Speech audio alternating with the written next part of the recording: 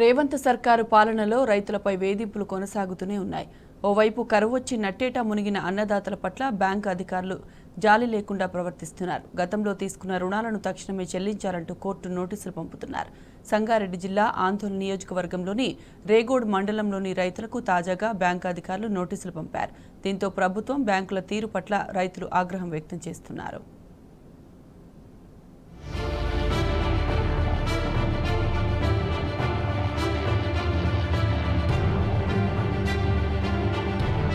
రేవంత్ రెడ్డితో మాకు సంబంధం లేదు. బ్యాంకు నుంచి తీసుకున్న రుణాలు కట్టాల్సిందే. ప్రభుత్వం నుంచి ఏవైనా డబ్బులు వస్తే అవి మీకు ఇస్తామంటూ బ్యాంకు అధికారులు రైతులతో వాగ్వాదానికి దిగారు. మెదక్ జిల్లా రేగోడు ఏపీజీవీబీ అధికారులు రుణాలు తీసుకున్న రైతులకు లీగల్ నోటీసులు అందజేశారు.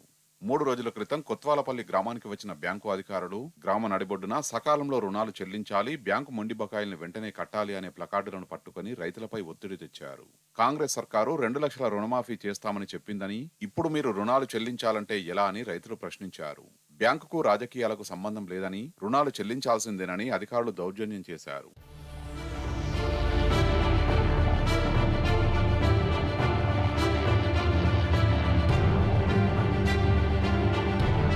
పంటలు నష్టపోయి సచ్చిపోయి బతుకుతున్నాం.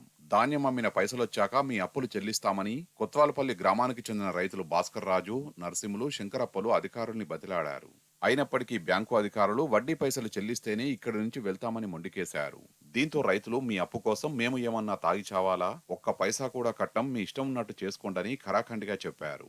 అంతేకాదు, 50,000 రూపాయలు అప్పు తీసుకుంటే 2 లక్షల రూపాయలు ఎలా అయ్యాయని బ్యాంకు అధికారుల్ని ప్రశ్నించారు.